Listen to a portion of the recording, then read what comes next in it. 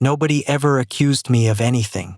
I want you to understand that before I tell you the rest, because it is the whole shape of what happened to me, and it is the part that took me the longest to understand. There was no charge. There was no arrest, no hearing, no letter, no man in a uniform at my door. Nothing I could stand up in front of and answer. There was never one single moment where somebody looked me in the eye and said, "Russell, we think you did this." Not one. If there had been, I could have fought it. You can fight an accusation. What you cannot fight, what there is no defense in this world against, is a sentence that starts with the words "I heard." Because "I heard" has no author. It has no address. You cannot serve papers on "I heard."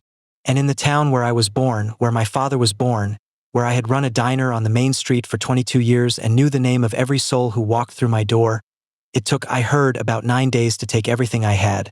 And there was never a thing, not one thing, for me to push against, because a whisper is not a wall. A whisper is water. And you cannot put your hands on water.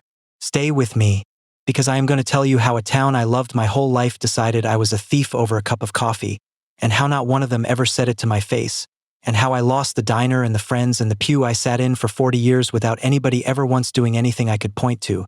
And then I am going to tell you what happened 4 years later when the truth came out, and I am going to be honest with you about the thing nobody tells you, which is that the truth coming out does not do what you spend 4 years praying it will do. It does not give you the years back. There is a difference between being cleared and being made whole, and it is the widest difference there is, and I have lived in the gap between those two things for a long time now, and I want to tell you what is down there.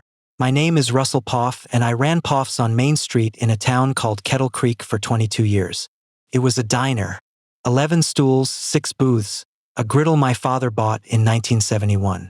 I opened at 5 for the farmers and I closed at 2, and I did it 6 days a week, and I want to tell you that I was happy. I need you to understand that because it matters. I was a genuinely happy man. I was not rich and I was never going to be, but I had the thing that is better than rich, which is that I had a place and I belonged in it, and every morning of my life about 120 people came through my door and I knew almost every one of them, and most of them I had known since we were boys. I poured coffee for the man who taught me to drive.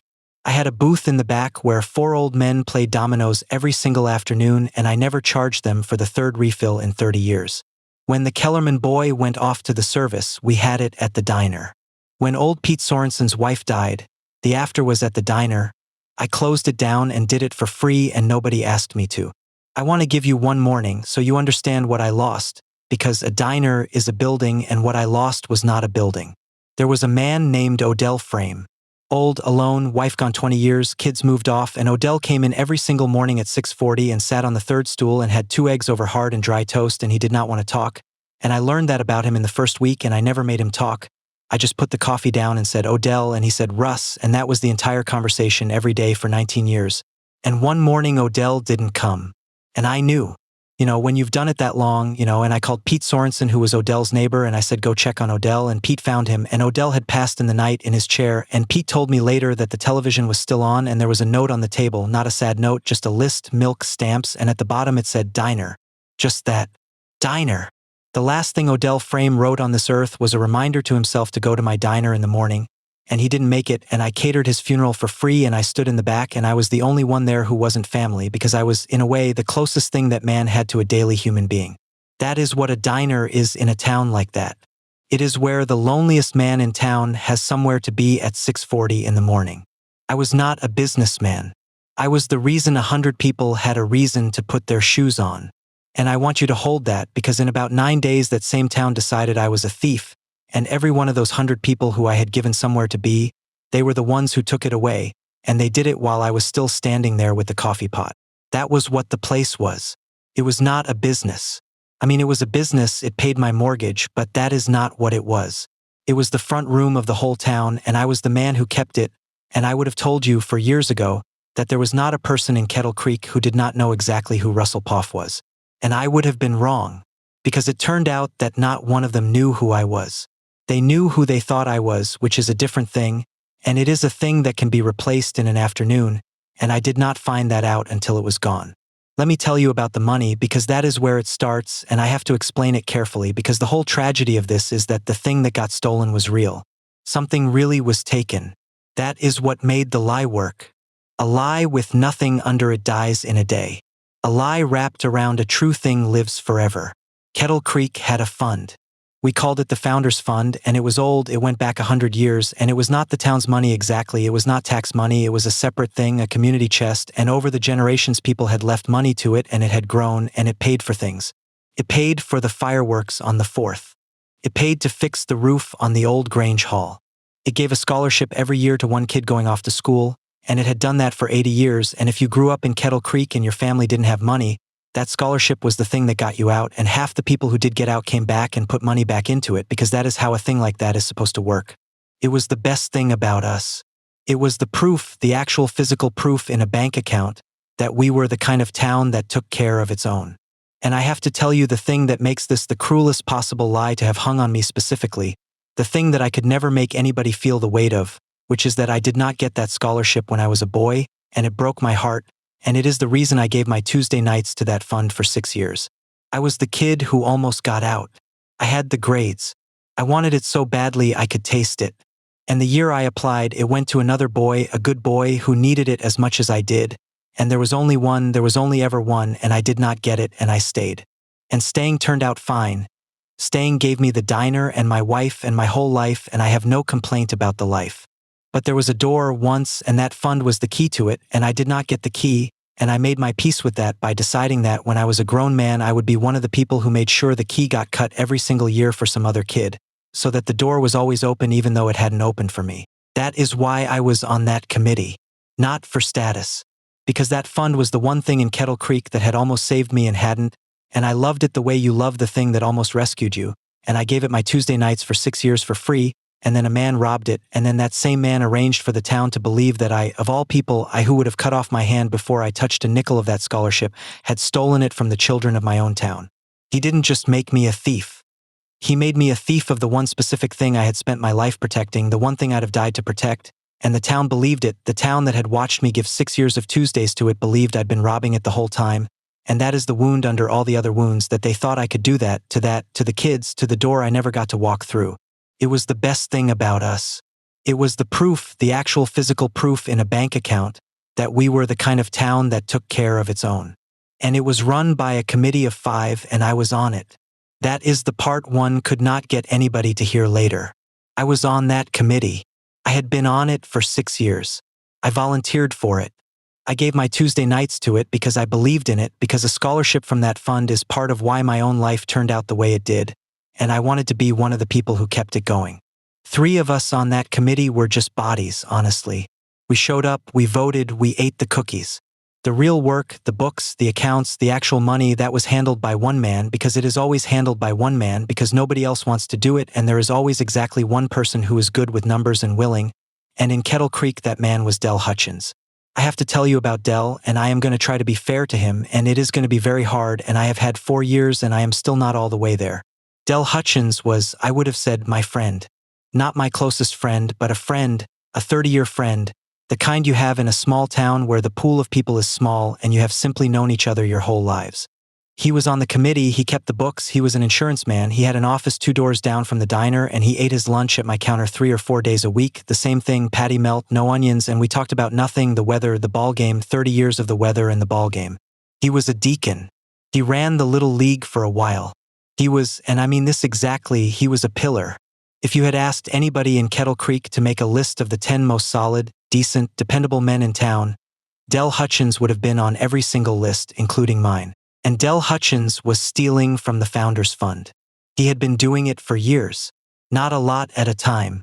That is how it is done. I understand now, you do not take a lot at a time, you take a little over and over, and you move it around, and you keep 2 sets of the story in your head, and you are always going to put it back, and Del told himself for years that he was going to put it back, right up until the year the auditor was coming.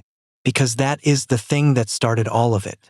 The fund had grown big enough that the state said it needed a real audit, an outside one, an actual accountant from the city coming to look at the actual books, and it was scheduled, and everybody knew it was scheduled, and it was going to happen in the spring. And somewhere in the winter before that spring, Del Hutchins sat in his office 2 doors down from my diner and understood that in a few months a stranger with a calculator was going to open his books and find a hole where about $40,000 used to be. And he had a choice to make. And I have thought about the choice he made every day for 4 years, because it is the most human and the most monstrous thing I have ever had to understand, and it is the whole story, so I am going to lay it out for you exactly. Dell could have confessed. He could have come to the committee, to me, to any of us, and said, "I've done a terrible thing and I have to make it right." And it would have been bad, it would have been the end of his standing in that town. But you know what, people have come back from worse, and Dell was a likable man with 30 years of goodwill, and if he had wept in front of that committee and paid back what he could, I actually think that town would have found a way to forgive him, because that town loved to forgive, that town was proud of being the kind of place that forgives, and Dell knew that better than anybody. He did not do that, because confessing meant being the man who did it forever out loud with his own name on it. And Dell Hutchins could not survive being seen. Some men can survive anything except being seen, and he was one of them. And I want to tell you the thing about Dell that I have only been able to understand in the last year or so, because it is the key to the whole man, and I think it is the key to a lot of men like him. Dell kept eating at my counter the whole time. Do you understand that? After, during, while the worry he had planted was going house to house, while my booths were emptying, Dell Hutchins came in and sat at my counter and ate his patty melt, no onions, and talked to me about the ball game. He did not stay away. A guilty man, you'd think, would stay away, could not look at his victim, but Dell came in more, if anything, and he was warmer, if anything, and for a long time I read that when I looked back as monstrous as a killer returning to gloat. It wasn't that. I have come to believe it was something worse and stranger. Dell came in because Dell needed to keep believing he was a good man, and the way he kept believing it was by being nice to me. Every friendly lunch was Dell proving to Dell that he couldn't possibly be doing what he was doing, because look, here he is having a friendly lunch with Russ. A man doing a terrible thing to Russ wouldn't do that, therefore he must not be doing a terrible thing. The friendliness wasn't a cover for other people. It was a cover for himself. He was managing his own conscience right there at my counter, using me, using my coffee and my hello, to launder his own self-image, and I poured it for him. I said Dell, and he said Russ. And I thought we were friends, and what was actually happening was that a man was using my face to lie to his own. That is the thing I want you to understand about the Dells of the world. They are not cackling. They are not gloating. They mostly are not even, in their own minds, the villain. Dell Hutchins did not experience himself as a man destroying an innocent friend. He experienced himself as a man in a very difficult situation, doing what he had to do to protect himself and his family, and being, considering everything, remarkably decent about it, still friendly, still kind, still sending a sympathy card. That is what makes them so hard to catch and so hard to hate cleanly. A monster who knew he was a monster would be easier. Dell went to church that whole time, and I do not believe he was faking it. I believe he prayed. I believe he asked God to help him through a hard time. The hard time was the crime he was committing against me. That is a real kind of person, and they are all around you, and they will shake your hand. So instead, Dell Hutchins did the other thing. He decided that when the hole was found, and it was going to be found, there needed to already be a story about whose hole it was. And it needed to be somebody else on the committee, somebody plausible, somebody with access, and it needed to be planted early and quietly so that by the time the auditor came, the town already knew the answer, and the answer was not Dell. And he looked around that committee of 5, and 3 of them were nobody, they were bodies, and 1 of them was Dell, and 1 of them was a man who ran a cash business on Main Street, a diner, a business where money comes in dollars and fives all day long, and there is no clean record of any of it. A man who was always a little tight, whose father had left him debts, who everybody liked but nobody would be shocked, not really, not deep down. To learn was cutting a corner somewhere. Because that is the other thing about a small town. Everybody knows your business, and everybody knows you run tight, and everybody has watched you count the register. And it does not take much, it does not take anything really, to move a man in people's minds from runs a tight ship to desperate, and from desperate to capable of it. He picked me. He picked me because I was the most convenient, and I want you to sit with how ordinary that is, because there was no great hatred in it. Dell didn't hate me. I have come to understand that Dell barely thought about me at all. I was not a person he was destroying. I was a location he was moving a problem to. He needed the hole to have a name on it that wasn't his, and mine was the one that fit, and he used it the way you'd use a rag that happened to be in reach, and I do not think he lost 1 hour of sleep over which rag it was. Now let me tell you how you plant a thing like that, because it is the most frightening thing I know, and I did not understand it until it had already killed me. He did not tell anybody I stole the money. That is the whole genius of it, and it is why there was never anything for me to fight. If Dell Hutchins had gone around Kettle Creek saying Russell Poff stole from the fund, it would have been an accusation, and an accusation has an accuser, and I could have stood up in the Grange Hall and faced him and said, "Prove it," and he couldn't have, and it would have died. He did not say that. What Del Hutchins did was worry. He went around that town to the right people, the ones who talk, and he was troubled. He was a man carrying something heavy. He would lower his voice and he would say, "I probably shouldn't say anything," and then he would say something, and the something was never an accusation, it was a question. It was, "Have you noticed Russell seems stressed about money lately?" It was, "I hope everything's all right with the diner. I'd hate to see Russ get in a spot where he did something he regretted." It was, "Between you and me, some of the fund numbers have got me worried, and I don't want to point fingers, I'm sure there's an explanation." He never once said, "I did it."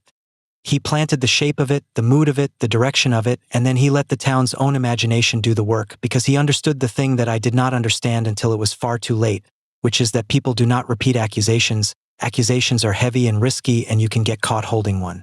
People repeat worries. A worry is light. A worry is generous, even it sounds like caring. "I'm just worried about Russ." You can say that at the next table and feel like a good person while you do it, and the person you say it to can carry it to the next table and feel like a good person too. And that is how it moves. That is how it moves so fast. It moves fast precisely because nobody thinks they are doing anything wrong. They think they are sharing a concern. By the time it got to the far end of town, it wasn't a worry anymore. That's what happens. It starts as, "I'm worried about Russ" on one end of Main Street, and it arrives at the other end as, "You heard about Russ, right?" And nobody added the lie on purpose. Nobody sat down and decided to make it worse. It just gains that on its own. A whisper picks up certainty the way a stone picks up speed. And by the time it had gone all the way around Kettle Creek and come back to me, which it finally did, it was no longer a question about whether Russell Poff might be stressed about money. It was a fact that Russell Poff was the reason the scholarship might not happen this year. Let me tell you how I found out. It was a Tuesday, and it was slow, and it had been getting slower for about a week, and I had not understood why. I want to tell you about that week before I understood it, because it is its own kind of horror, the week where it is happening to you and you cannot see it. The regulars thinned out. Not all at once. One booth that was always full at 7 wasn't. A man who came in every day for 11 years came in every other day, and then not at all, and I thought he was sick.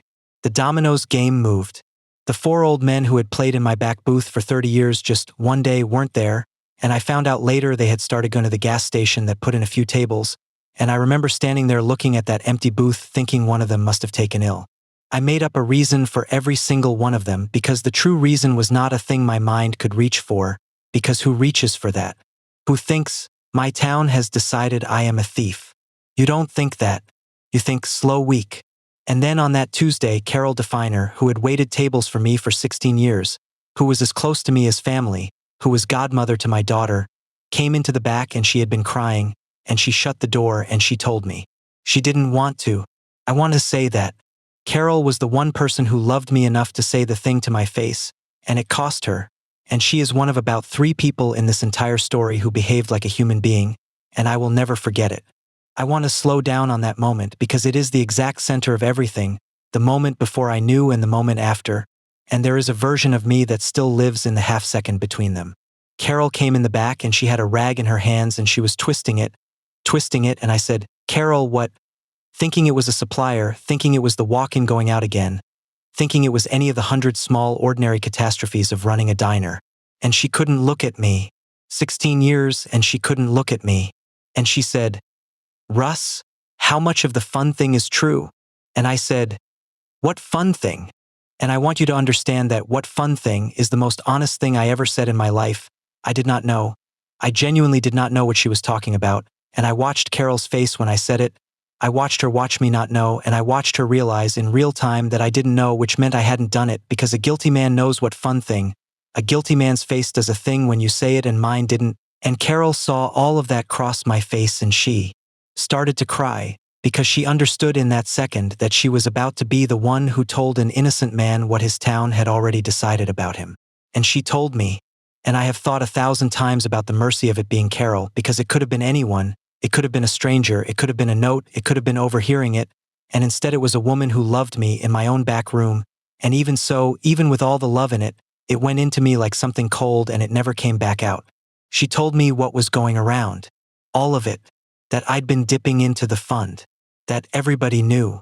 That the reason was the diner was underwater and my father's debts, and I'd gotten desperate. That people were saying the scholarship might not happen this year, and it was because of me.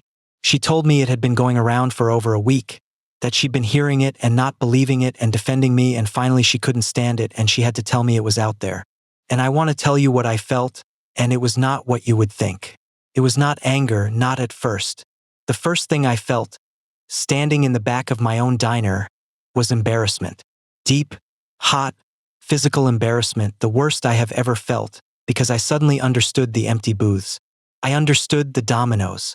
I understood 100 small things from the past 10 days all at once. Every averted glance. Every man who suddenly needed to be somewhere.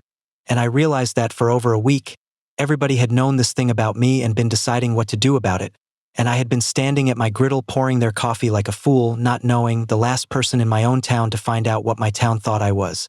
That is a specific kind of shame, and I would not wish it on anyone. To be the subject of a thing that everybody knows and you are the last to learn. It makes a fool of every ordinary thing you did while you didn't know. Every good morning I'd said that week, cheerful, clueless, to people who thought I was a thief. Let me tell you what I did, because I did the natural thing, the thing anybody would do, and it was the worst thing I could have done. And there was no right thing, that is what I need you to understand. There was no move. I tried to clear it up. Of course I did. I was innocent. When you are innocent, your whole body believes that the truth is a solid thing and that all you have to do is show it to people. So I started telling people it wasn't true. And here is what I learned, and it is the cruelest lesson of my life. You cannot prove you didn't do a thing that nobody officially says you did. There was no charge to answer. I couldn't demand a hearing. There was nothing to have a hearing about. I couldn't sue. You can't sue a town. You can't sue everybody. There was no one thing anybody had said that I could point to. All I could do was go around like Dell had gone around, except that when Dell went around lowering his voice, people leaned in, and when I went around saying it wasn't true, I watched something happen in their faces that I will spend the rest of my life trying to forget. They got embarrassed for me. That is what it looks like when a town has already decided. You protest and they don't argue with you. Arguing would be a kind of respect. Arguing would mean the question was still open. They don't argue. They just get this soft, pained, embarrassed look. This look people get when a man is making a scene, when a man is protesting too much, and they pat your arm and they say, "Of course, Russ, of course, nobody's saying anything, don't get yourself worked up." And then they leave, and you have just made it worse, because now you're not only the man who took the money, you're the man who took the money and can't even hold it together. Look at him going around desperate, protesting. A guilty man protests. That's what they think. An innocent man wouldn't need to. And so the very act of defending yourself becomes the proof. The more I said it wasn't true, the truer it got. I was digging with my own hands, and I could not stop because the only alternative to digging was silence. And silence is a confession. Everybody knows silence is a confession. There was no move. Do you see it? Fight it and you're desperate. Ignore it and you're guilty. There is no behavior available to an innocent man that an innocent man is supposed to have, because the town has already written the story, and every single thing you do just gets read as another line in the story they already believe. If you have listened this far, let me stop and ask you something, and I want you to really sit with it, because I did not understand the answer until it was done to me. Have you ever passed one along? Not a lie. You would never pass along a lie. A worry. Did you hear? I don't want to speak out of turn, but somebody should probably keep an eye on, because I need you to understand that the town that destroyed me was not a town of bad people. That is the thing I could not accept for years, and it is the only thing that turned out to be true. There was no mob. There were no villains except one, and even he, I'm not sure, hated me. There were just 300 ordinary, decent, church-going people who each did one small thing, one tiny frictionless thing. They repeated a worry to one other person, and not one of them believed they were doing anything at all, and together, without a single one of them deciding to, they ran a man out of the town his family had lived in for 90 years. So tell me in the comments, honestly, and don't tell me, tell yourself, how many did you pass along this year? Because every one of them lands in the middle of somebody's life. I know, I'm the middle it landed in. Let me tell you how it ended, the first part, the losing part, and then I'll tell you about the 4 years, and then I'll tell you about the day it turned. The diner died in about 2 months. It didn't close in a dramatic way. It just bled out. You cannot run a diner in a town where people cross the street. And they did cross the street. I watched grown men I had known for 50 years physically cross Main Street rather than walk past my window, not out of cruelty, out of awkwardness, because what do you say? What do you say to the man everybody knows did it? Easier to just cross. The lunch business went first, then the breakfast, and a diner runs on nothing, a diner runs on a nickel, and once the room isn't full it's over. And by the end I was cooking for 4 people in a room built for 40, and I was the loneliest man in the state standing in the middle of the front room of a town that had gone home. I closed it in the fall. 22 years. I put a sign in the window. I couldn't even write thank you because I didn't feel thankful. I just wrote closed. And I want to tell you that not one person from that committee, not one of the men I had given 6 years of Tuesday nights to, ever called to ask if I was all right. Del Hutchins sent a card. I found out much later he'd sent a card. It said he was sorry to see the diner go and that Kettle Creek wouldn't be the same. He actually did that. He sent me a sympathy card for the thing he did to me, and I truly think that when he wrote it, he half believed he was being kind. And here is the part one have to tell you about the audit, because people always ask, well, didn't the audit clear you? And this is the thing about how the world actually works versus how you think it works. The audit came in the spring like it was always going to, and it found the whole $41,000 gone. And it could not, on its own, say who took it because Dell had been careful and the records were a mess, and an auditor finds that money is missing, an auditor does not find a man. The report said there were significant irregularities and inadequate controls, and it recommended the committee be restructured. And it did not name anybody, because it couldn't. And do you understand what that did? Confirmed me. In the town's mind, that report was the proof. Money really was gone, the official document said so, and everybody already knew who, so the report that named no one was read by the whole town as naming me. I had spent all winter praying for that audit, thinking, the audit will show my accounts are clean. The audit will save me. The audit destroyed the last of me, because the audit proved a theft was real, and the town had already assigned the theft, and a proven theft with my name floating over it was so much worse than a rumor. Now it wasn't gossip. Now it was gossip plus a government document, and in people's memories those two things fused into one thing, and the one thing was, it was investigated and it was him. Nobody investigated me. There was never an investigation of me. There couldn't be, there was no evidence because I didn't do it. But there was an audit and everyone knew about Russ sat next to each other in the town's memory until they became Russ was audited. And I have met people since, people who moved to Kettle Creek years after all this, who could tell you with total confidence that Russell Poff was investigated for embezzlement, and they are not lying, they believe it, somebody told them, and that somebody believed it too. That is what a rumor becomes. It becomes history. It becomes a thing everybody knows happened, and the actual events, the fact that there was never a charge, never a finding, never one shred of anything, those facts just fall away because facts are heavy and everybody knows is light, and light things travel and heavy things sink. I left Kettle Creek the next year. I had to. You cannot live in a town that has decided. I sold my father's house, the house I was born in, for less than it was worth because everyone knew I was desperate to sell, desperate to leave, and a town that thinks you're a thief does not give you a fair price on your way out the door. I moved 60 miles to a town where nobody knew me, which is its own strange grief, to be nobody, to be nowhere at 51, after being the man who kept the front room of a whole town. I got a job cooking on the overnight at a truck stop off the interstate. From owning the place to working the graveyard griddle in somebody else's. And the strange thing, the thing I could never have predicted, is that it was almost a relief because at least at the truck stop nobody knew. At least the strangers didn't cross the street. There is a kind of peace in being unknown that I had never wanted and did not choose and came, eventually, to need. I want to tell you about the day I left, because there is one image from it that I have never been able to put down. I sold my father's house, and the morning I drove out, I went down Main Street one last time, early before 6, because I could not stand to be seen even then, even leaving, and I drove past the diner, dark, empty, the closed sign in the window in my own handwriting. And there was a man on the sidewalk out front. It was Gil Prieger, who had come to my diner every working day for probably 15 years, who I had joked with 1,000 times, whose son I had hired one summer. And Gil was just standing there on the sidewalk in front of my dark diner, and I slowed down, and for 1 second, I thought, he came to see me off. Somebody came, and I lifted my hand off the wheel to wave. And Gil looked at my truck, and he knew it was my truck. Everybody knew everybody's truck, and he turned and looked in the window of the phone store next door like it was the most interesting thing he'd ever seen, and he stood there with his back to me, studying the window of a closed store at 6 in the morning until I drove past. He couldn't even wave. On the last morning, when there was nothing left to catch from waving, when I was leaving and would never be back, when it would have cost him absolutely nothing, 1 hand, 1 second, to a man he'd known for 15 years who was driving out of town in disgrace, and he could not do it because to wave would have been to say, "I don't believe it."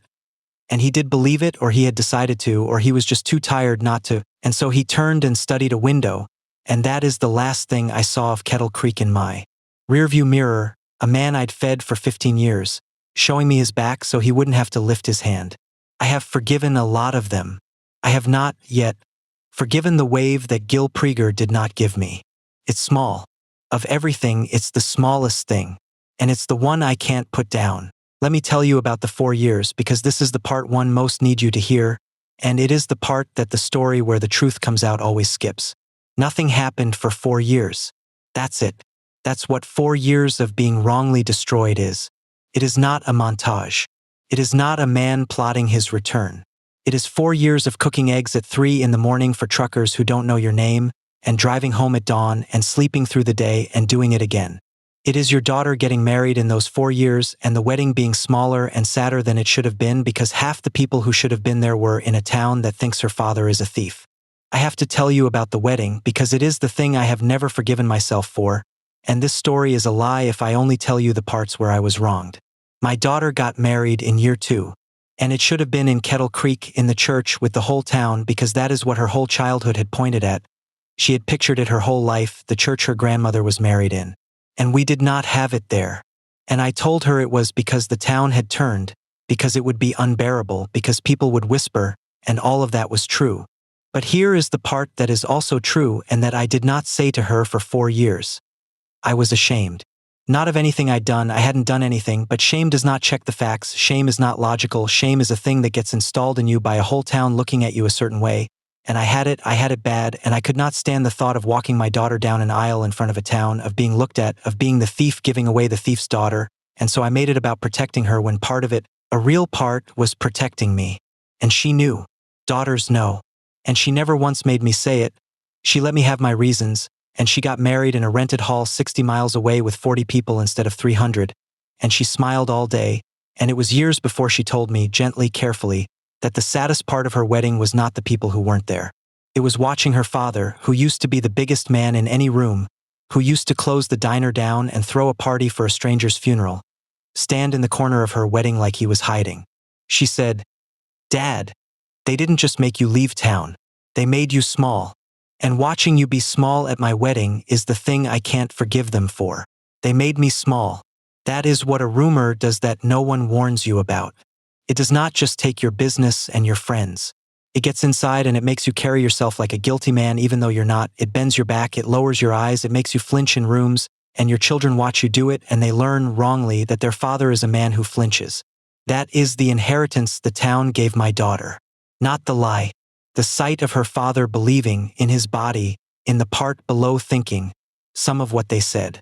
It is missing the funerals of men you loved because you cannot go back to that town and stand in that church and feel the room go quiet. It is your own body getting older and heavier and slower on a truck stop floor. It is, more than anything, the total absence of the thing you keep waiting for, which is the phone call. The call where somebody says, "We know now, we're sorry, come home." You wait for that call for about 2 years. And then you stop waiting for it, and stopping is worse than waiting, because when you stop waiting you have finally understood that it is not coming, that there is no mechanism in this world by which it comes, that everybody knows has no customer service line, no one is in charge of it, no one can unknow it, there is no office of taking it back. I want to describe the waiting because I think there are people listening who are in it right now, in the waiting, and I need them to hear this from somebody who came out the other side. For the first year I kept my phone by me like a man waiting on a jury. Every time it rang my heart did a thing. Because surely somebody would figure it out. Somebody smart, somebody who knew me. Somebody would sit down and think it through and realize it didn't add up and pick up the phone. Pete Sorensen, maybe, or one of the committee, somebody would do the arithmetic and call and say, "Russ, we got it wrong." And it would begin the coming back. It would start with one call. And the phone rang plenty. It was never that. It was a wrong number, it was the bank, it was my daughter, and every single time it wasn't the call, a little more of me understood that there was no such call in existence, that I had been imagining a mechanism that does not exist. Because for the call to come, somebody would have had to be assigned to my case, and nobody was assigned to my case. There was no case, there was just a mood that had settled over 300 people. And a mood does not appoint an investigator, a mood does not review itself, a mood has no foreman who stands up and reads a verdict. The thing that had destroyed me was leaderless, and a leaderless thing cannot surrender, because there is no one to sign the surrender. And the day I understood that, really understood it in my body and not just my head, was one of the worst days of my life, worse than the day Carol told me, because on the day Carol told me I still had hope, I still thought truth was a thing that arrives. The day I gave up waiting for the call was the day I understood that I could be completely, provably, 100% innocent, and it would change nothing on its own ever, because innocence is not self-delivering. Somebody has to carry it to you. And in Kettle Creek there was no one whose job that was, and so it would simply sit where it was, true and useless, forever, unless something outside the town, something with actual machinery, happened to drag it into the light by accident on its way to something else. Which, for years later, is exactly what happened. Not justice. Accident. Dell got greedy somewhere with real auditors and the truth about me fell out of his pocket on the way, and if he had been just a little more careful, if he had stopped stealing after me, I would still be waiting. I would be a thief in that town to this day, and the truth would still be sitting in his own falsified books, true and useless, and no one would ever have gone to get it. That is how close it is for the wrongly accused. The truth existing is not enough. It has to be dragged out, usually by luck, usually by accident, usually years too late, and most of the time it never gets dragged out at all, and those people, the ones whose Dell was careful, they just stay thieves forever, in the only court that ever tried them, which was the coffee shop, which never adjourns and never reconsiders and keeps no record you can appeal. And I want to be honest with you about the thing that lives in that gap in those 4 years, because if I am not honest, then this is just a story, and I owe the truth better than that. I got hard. I did not become a better man in those 4 years. That is a lie people tell about suffering, that it purifies you. It did not purify me. It made me suspicious and quiet and closed. I stopped trusting people, all people, not just the ones who did it, everyone, because if the people who had known me for 50 years could turn in 9 days, then friendship itself was a lie. Kindness was just a rumor that hadn't turned yet. I became a man who kept his back to the wall. I lost the thing that had made me good at the only thing I was ever good at, which was that I liked people, I liked the whole messy roomful of them, and after Kettle Creek I didn't anymore, and that is the thing they actually took, and no truth coming out 4 years later was ever going to give it back, and it didn't. Now let me tell you about the day it turned. Because it did turn. It just didn't turn the way I spent 4 years imagining it would. It was Dell. It was always going to be Dell, one way or another, because a man like that does not stop. He cannot stop. The first hole taught him that you can move a problem onto somebody else and the town will do the rest. And a lesson like that does not make a man careful, it makes him bold. So Dell kept taking. Not just from the fund, which had been restructured and watched after the audit, so he had to be cleverer, but from other things, because by now this was simply who he was. And 4 years after he turned my town against me, Dell Hutchins got caught, and he did not get caught by Kettle Creek, because Kettle Creek would never have caught him. Kettle Creek had already decided years ago whose fault everything was. He got caught because he had moved on to something with real oversight, a regional thing with real auditors and real records and real consequences, and those people did not run on everybody knows. Those people ran on documents, and the documents did not care that Dell Hutchins was a pillar. And when they pulled the thread on Dell, the way real investigators pull a thread, it did not stop at the new theft. It went back. Because that is what a real inquiry does that a town never does. It goes backward. It asks where did this start, and it found the pattern, and the pattern went back years, and the pattern went back to the founder's fund of Kettle Creek. And there, in the records that Dell himself had kept, in his own handwriting, in the careful little 2 sets of books of a man who could never quite bring himself to destroy the evidence because some part of him needed the record to be right even as he falsified. There it was, the $41,000. And whose account it had actually moved through. And it was not mine. It had never been near mine. Let me tell you how the town found out, because it matters that it was not me who told them. I did not go back. I want you to understand that I did not get in my truck and drive to Kettle Creek and stand in the Grange Hall and say I told you so. I have imagined it. In 4 years I imagined it 10,000 times, the vindication, the faces, the apology, and when it finally came I did not do a single thing, because by the time it came I had understood something that I could not have understood at the start, which is that there was nobody to say I told you so to. That is the thing. Who would I say it to? The town? The town is not a person. It has no face to watch fall. The 300 people who each passed along one small worry. Do I go house to house? None of them did it. That's the whole horror of it that I finally understood in year 3, alone on the truck stop floor. No one did it, so there is no one to make answer for it. You cannot get an apology from a fog. Came out in the paper. I want to tell you how I personally found out because I had waited 4 years for it, and when it came, it did not come as thunder. It came on a Wednesday in a break room, and I almost missed it. I was on my break at the truck stop, 2 in the morning, and there was a newspaper somebody had left, the regional one, and I was not even reading it. I was eating a sandwich and it was just there, folded to an inside page, and I saw the name Hutchins. That's all. Just the name in a headline about a fraud case 2 counties over, and my hand stopped with the sandwich halfway up, and I read it, and it was Dell, and it was the pattern, and it went back years, and I read the whole thing 4 times standing at that counter, and I did not feel what I had spent 4 years rehearsing. I felt like throwing up. That's the honest thing. Not vindicated. Sick. Because the very first thing that went through me, before any thought of clearing my name, was, it's real. There really was a thief. All those years, some tiny corner of me, some seller, had wondered, not whether I did it, I knew I didn't do it, but whether the whole thing was somehow a misunderstanding, a mistake, an accounting error, something with no villain, something nobody meant. And it wasn't. There was a man. He had a name. He'd sat at my counter. And he had decided, on purpose, with his eyes open, to put his crime on me because I was convenient. And I read that in a break room at 2 in the morning, and I put my sandwich down and I went in the walk-in cooler, the only place with a door, and I stood in the cold in the dark for about 10 minutes, not crying, just standing, because 4 years of not quite knowing had just ended, and the knowing was so much heavier than the not knowing had been. That is not how I thought it would feel. I thought the truth would feel like a window opening. Felt like a coffin being confirmed. Because now it was certain, now it was a real thing a real man did, and certainty does not comfort you, certainty just makes the loss official. The regional paper, first the real news, Dell Hutchins charged, the pattern, the years, and then, because a small town cannot let a thing like that alone, the local one, and the local one did the thing the regional one didn't. It named the Founders Fund, it said the theft went back to Kettle Creek, and any person in that town with the ability to count backward could see it, could see the year, could line it up against the year everybody knew Russell Poff took the money, and understand all at once, sitting at their own kitchen table with their own cup of coffee, that the year Russell Poff took the money was the year Dell Hutchins took the money, and that there had only ever been one hole, and it had always had Dell's name on it, and they had put mine there themselves. And I want to tell you what happened then, because it is not what 4 years of imagining had promised me. Almost nothing happened.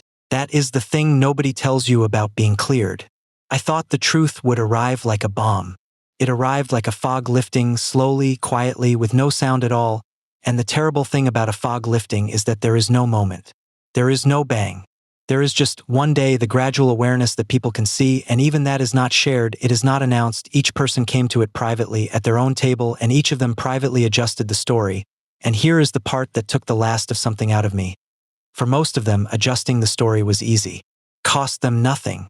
They had passed along a worry 4 years ago, lightly, and now they set it down, lightly, and picked up the new one.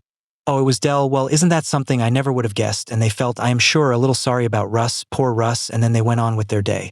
They did not feel what I felt. They could not. To them, it had always been light. A worry, passed along, forgotten, corrected. They had never once felt the weight of it, because the weight of a rumor is not carried by the people who pass it. It is carried, all of it, every ounce, by the one person it is about. 300 people each carried a feather. I carried 300 feathers, which is a millstone, and when the truth came, they each set down their feather and felt lighter and assumed I must feel lighter too. And I wanted to stand in the middle of that town and scream, you don't understand, you were never carrying anything. I was the one carrying it. Taking it back does not lift it off me. Taking it back just means now I'm carrying it alone, and it was never true. Some of them did more than set down a feather. I want to be fair because a handful of them were decent, and the decent ones are the reason I can tell this without it being only bitter. Some of them wrote to me, a dozen letters, maybe, over the months after it came out. Real ones. People who were genuinely ashamed, who said so, who did not make excuses, who said, I believed it and I should not have, and I am sorry. I have no right to ask you to forgive me, and I am not asking, I just needed you to know that I know. Those letters saved something in me. I want to say that clearly for anybody who has ever been on the wrong side of one of these and thinks it is too late to say something to the person. It is not too late. It does not fix it. But a person who has been erased needs, more than almost anything, one other human being to say out loud, I see that a real thing was done to you. And every one of those letters did that, and I have kept every one in a box, and I have read them more times than I will admit. There was one I read the most. It was from a man named Harlan Voss, who I would not have called a friend. Exactly, more of a regular, a gruff man, a hard man who had eaten at my counter for years and never said 20 words. And Harlan Voss, who I would have bet money could not write a letter, sent me 2 pages. And most of it was plain and awkward, and I could feel him laboring over every line. But there was one part one have close to memorized, and it is the truest description of the whole thing I have ever read, and it came from a man who could barely write. He wrote, "Russ, I did not say anything bad about you. I want you to know that. But I also did not say anything good, and I have come to see there is no difference. When they said it in front of me, I looked at my plate. I looked at my plate, Russ, because it was easier than looking at them and easier than looking at you, and a man who looks at his plate is voting, he is just telling himself he isn't. I looked at my plate 100 times, and every time I told myself I was staying out of it. There is no staying out of it. Staying out of it is how it wins. I know that now, and it is 4 years too late, and I looked at my plate and I am sorry. I looked at my plate. That is the whole thing. That is the 300 of them. Not one of them stood up in the Grange Hall and denounced me. They looked at their plates. And a town full of people looking at their plates is a town that has rendered a verdict. And the verdict is guilty, and it is delivered in silence by good people studying their food. Harlan Voss died last year. I went to that funeral. It was the one I went back for. I stood in the back of the church in Kettle Creek for the first time in years, and people saw me, and there was that old ripple, but it was different now. It was shame now instead of suspicion, and I did not go up front and I did not make anything of it. I just stood in the back for the man who wrote, I looked at my plate. Because a man who can finally say that out loud on paper with his name on it is a man who climbed all the way out of the fog before he died, and there were not many who did, and I wanted to be there for one who did. But most of them did not write. Most of them did the thing that is the actual subject of this whole story, the thing I most need you to understand, which is that they simply quietly revised. They will tell you now, if you go to Kettle Creek, that it was Del Hutchins all along, terrible thing, and poor Russell Poff got caught up in it. Such a shame what happened to that diner. Caught up in it. That is the phrase. That is how the town holds it now. Not we did it. Not we ran an innocent man out of his own life over a cup of coffee. He got caught up in it, as if it were weather, as if a thing had happened to both of us, to me and to Del, some shared misfortune, rather than the truth, which is that Del did a thing and then the town did a thing, 2 separate crimes, and the town's crime has no name and no punishment and no memory, because the town has quietly written itself as a bystander to the very thing it was the weapon of. The town does not remember it did anything. That is the ending. That is the real ending. Del went away. There were consequences for Del, real ones, legal ones, and I will not pretend that wasn't something, but the town, the 300, the actual thing that destroyed me, it just closed over the spot like water closes over a stone, and it does not remember the stone, and if you asked it, it would tell you it had always been on my side. Now let me tell you about the one conversation, because there was one, and it is the reason I am able to tell you any of this instead of just being a bitter old man cooking eggs on the overnight. It was Carol Definer, who had waited my tables for 16 years, who was the one who came into the back and told me the truth when it cost her to, 4 years before. Carol drove 60 miles to the truck stop. She found out where I was, and she drove 60 miles, and she waited in a booth through my whole shift because she wouldn't leave, and when I got off at 6 in the morning she was still there, and she bought me breakfast in the place where I cooked, which is the kindest thing anybody has done for me in my life. And she did not say, the town is sorry, because Carol is honest and she knew the town was not sorry. The town was fine. The town had moved on. She said something better. She said, Russ, I have to tell you something, and I've driven 60 miles to say it right. I knew you didn't do it. Not thought. Knew.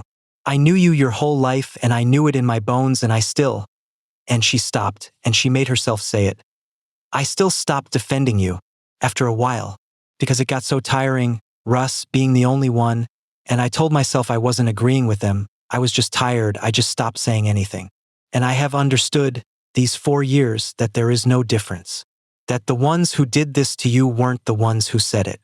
It was the ones like me who knew better and got tired. The lie needed people who believed it, but it needed people who knew the truth and went quiet even more. I went quiet, and I am more sorry for that than I have words for, and I did not come here for you to forgive me. I came here so that one person in this whole thing would say the true thing out loud to your face. They didn't just believe a lie, Russ. Some of us abandoned a truth. And that's worse, and it was me, and I'm sorry. And I want to tell you that I forgave Carol Definer completely and instantly, and it was easy, because she was the one person who came back and named it correctly, who did not say, you got caught up in something, who said, I did a thing to you and here is exactly what it was. And I have come to believe that that is the only apology that is actually worth anything, the one that names the specific thing, the one that does not hide inside the fog, the one that says me personally, did the specific thing to you. Everybody else's, poor Russ, was the fog apologizing to itself. Carol's was a person. And a person is the only thing that can ever break a fog, one at a time, by stepping out of it and saying, that was me. Let me tell you where I am now, and then I'll tell you the one thing I need you to take. I never went back to Kettle Creek. Not to live. I go sometimes to the cemetery, my parents are there, and I go and I stand at the diner, which is a phone store now, and I do not feel what you would think. I do not feel rage. I feel something quieter and worse. I feel like a man visiting a country he used to be a citizen of. I still cook at the truck stop, though I own a piece of it now, and it is a good place, and the people who come through do not know my story, and I have found that I do not want them to, that being nobody has become a kind of home. My daughter is well. I have a grandson. I would say, if you asked me, all right, not what I was. The man who kept the front room of a whole town is gone, and he is not coming back, and I have stopped grieving him, mostly on the good days. And Dell. People always want to know about Dell. Dell faced what he faced, and it was real, and I felt, when it came, none of the things I had spent 4 years expecting to feel. I thought I would feel triumph, and I felt nothing, because by then I understood that Dell was almost beside the point. Dell was one man, and he did one evil thing, and he paid for it, more or less, the way the world makes people pay, which is imperfectly. But Dell is not the reason I lost my life. Dell only lit the match. It was the town that was the fire, and the town paid nothing, because a fire cannot be made to pay. A fire does not even know it burned anything, and that is the thing I had to make my peace with, that the actual force that destroyed me is a thing that cannot be punished because it cannot be located, because it was everywhere and nowhere, and it was made of decent people each doing one small light thing. My name is Russell Poff, and here is the one thing I need you to carry out of this, and it is not about me. The lie was not the weapon. I need you to understand that, because everybody hears a story like mine and thinks the villain is the liar, and the liar is real. Dell was real, but Dell could not have done one thing to me by himself. A lie is just a lit match. It does nothing, it dies in the air unless it lands in something that will carry it, and what carried it was not bad people. That is what I could not accept and what turned out to be the whole truth. It was carried by good people repeating a worry, by decent, kind, church-going people who would never in 1,000 years have stolen from me or struck me or lied about me, passing along a light little "did you hear?" a somebody should keep an eye on. I'm just concerned. Each one of them certain they were doing nothing or even doing good, being caring, being watchful, and not one of them ever felt the weight, because the weight does not fall on the ones who pass it. It falls, all of it, on the one it's about. So here is what I am asking you, and it is the only thing I have ever wanted out of telling this. The next time one comes to you, and it will, this week probably, a little piece of somebody, a worry, a "did you hear?" a "they say," and it will feel light in your hand, and it will feel almost good to pass it on, like you're in the know, like you care. I want you to feel the actual weight of it, because it is not light. It only feels light to you because you are not the one it is about. Somewhere at the end of that whisper is a person standing in the back of their own life, and it is going to land on them, all of it, and they are going to carry what you set down in one careless second for the rest of their life, and there is no audit that clears it, no truth that lifts it, no coming back around that makes it never have happened. Being cleared is not the same as being made whole. I was cleared. I was never made whole. There is a country-sized distance between those two things, and I have lived in it for years, and the only people who can keep somebody out of that country are the people the whisper passes through, which is you, which is all of us, every single day. So let me leave you with the question, and I mean it, and I want you to answer it for yourself and not for the comments, though tell me in the comments too. Not, would you tell a lie?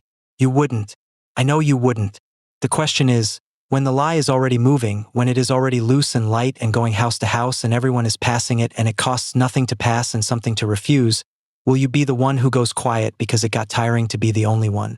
Or will you be Carol, 60 miles and 4 years too late, but still the one person who came and said the true thing to a face? Because a town does not need villains to destroy a man. I am the proof of that. It only needs a lie and enough good people tired enough to carry it, and one, just one, brave enough to set it down and say out loud where people can hear, "That isn't true, and I knew this man and I won't pass it on. That person could have saved my whole life." There just never was one until Carol, and by the time there was nothing left to save but the truth, which came back, exactly the way they promised me it would, for years too late, and could not give me back a single day. They never accused me of anything. That's what I'd want on my stone if I were the kind of man who joked about it. Nobody ever accused Russell Poff of anything. They just all quietly agreed. And an agreement has no author you can face and no verdict you can appeal, and it turns out that is so much worse than being accused, because an accusation can be answered, and a whisper can only be outlived, and some of us do not outlive it, and the ones of us who do are not the same men who walked in, her name, his name. Say the names. That's all any of us ever wanted. To have our own name said true in a room by somebody who knew us. Say it while the person can still hear it. Don't wait for the fog to lift on its own. Be the one who steps out of it. Be Carol. Be early. Be loud. Be the one.